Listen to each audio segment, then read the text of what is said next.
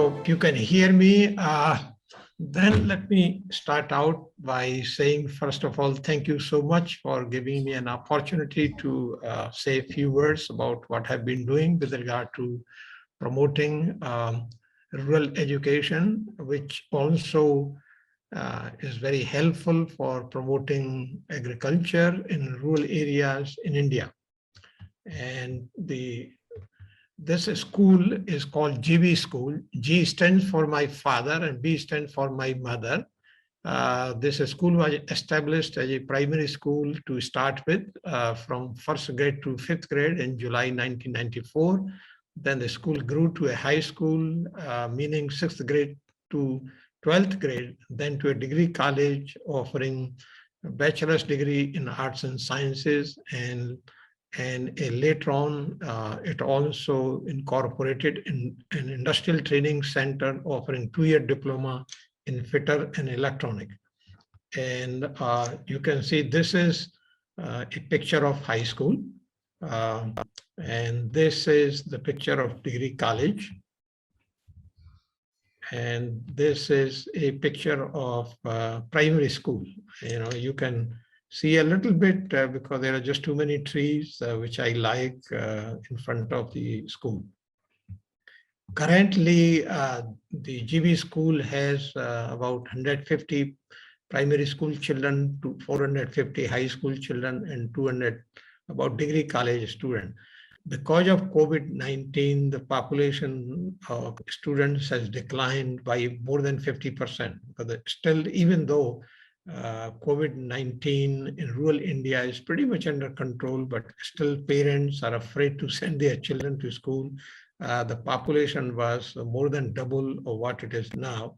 The school has a staff of 16 teachers and 3 peons. We call peons. Basically, these are service staff people. The primary, as I said, the primary source of income for the school has been only from me because I'm the founder, and there has been a little bit of income from tuition. We have deliberately kept the tuition low because students or the children from rural areas are not able to afford to pay high tuition because the parents are primarily subsistence farmers. And of course, the expenses for the school include salaries for the teachers and the other staff members, the maintenance, the running expenses like electricity, water, etc.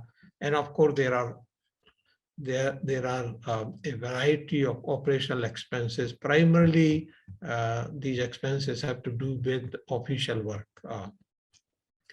So the current needs for the school, of course, are transport for primary school, particularly children from villages to the school, and of course, scholarships and money for further expansion. And we also need money for expanding computing facilities for all school children. And of course, even now, we don't have internet facility, which is what I'm trying to do.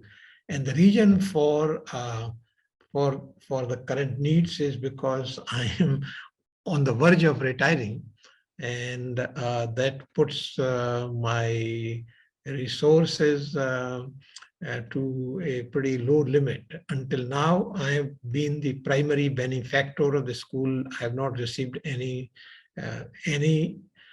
support from anybody except a little bit from a couple of my friends who are based in India.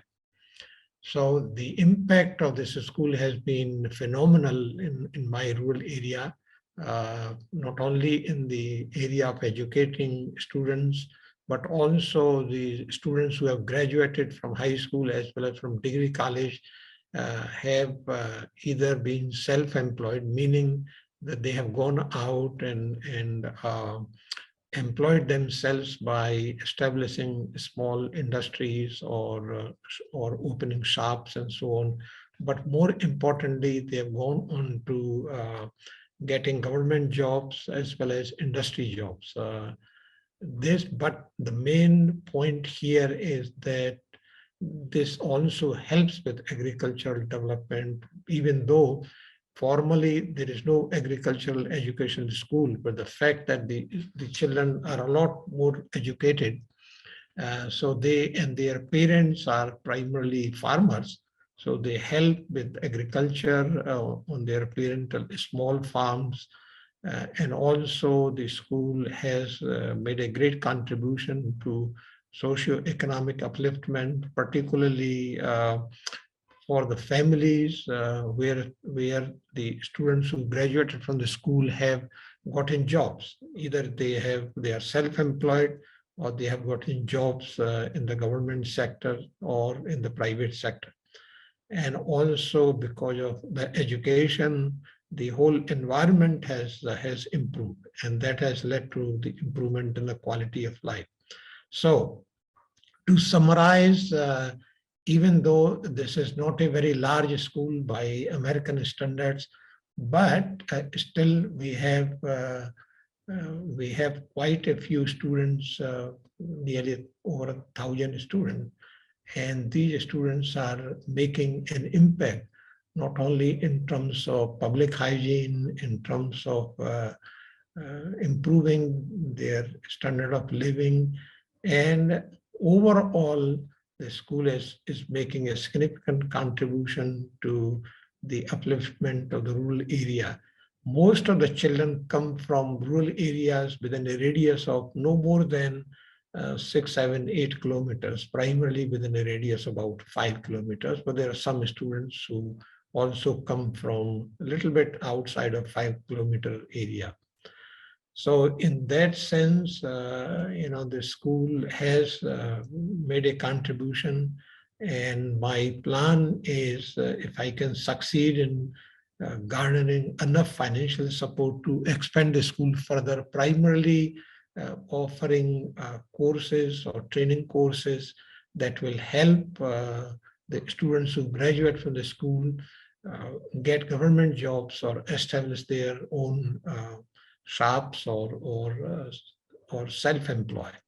That really is the primary objective. The other objective is to help with the environment, because the school has thousands and thousands of trees. I like trees, and so we have planted thousands and thousands of trees, and I like to see the school as a garden.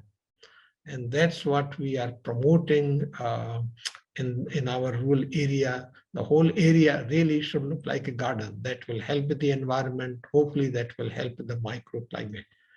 So with that, I will be open for any questions that anybody might have, but any help anybody can provide will go a long way in improving the lives of poor people in my rural area. And thank you again so very much.